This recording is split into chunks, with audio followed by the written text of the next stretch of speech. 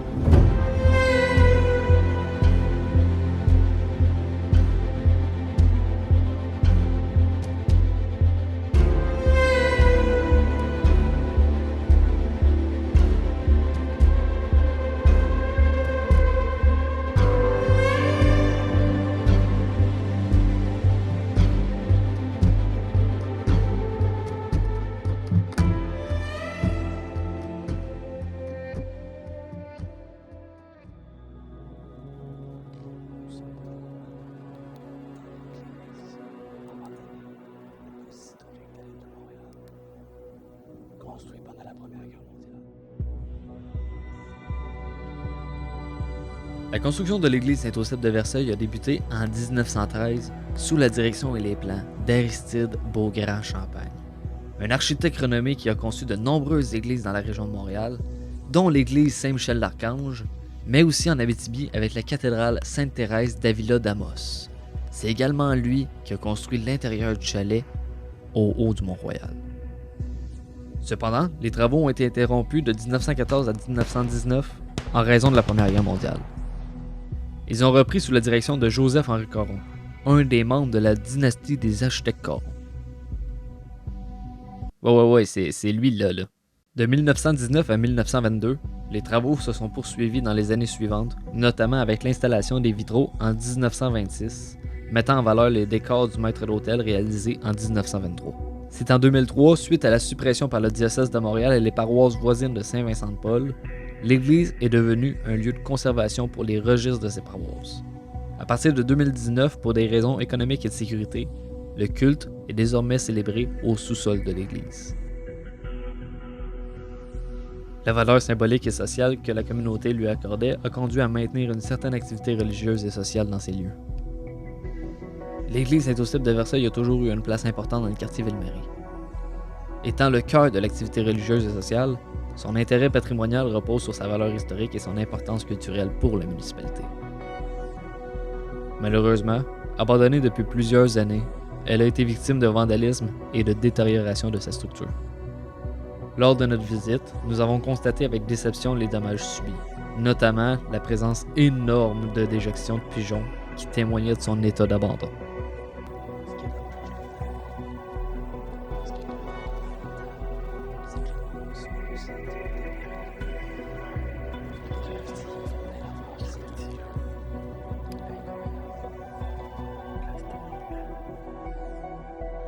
Une partie de l'église aurait dû être démolie en 2019.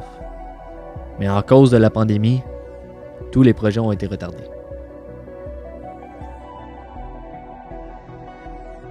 Peu après le début de la pandémie et pendant une nuit hivernale, un incendie fut déclenché à l'intérieur de l'église, nécessitant l'intervention d'une douzaine de pompiers.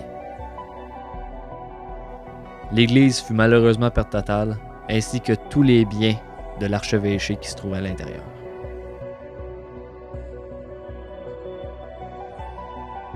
Depuis l'incendie, l'église est abandonnée à 100% et toutes les entrées sont barricadées.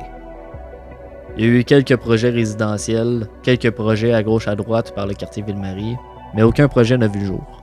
D'ici là, ce monument historique est voué à prendre la poussière et à s'effondrer sur lui-même, d'année en année.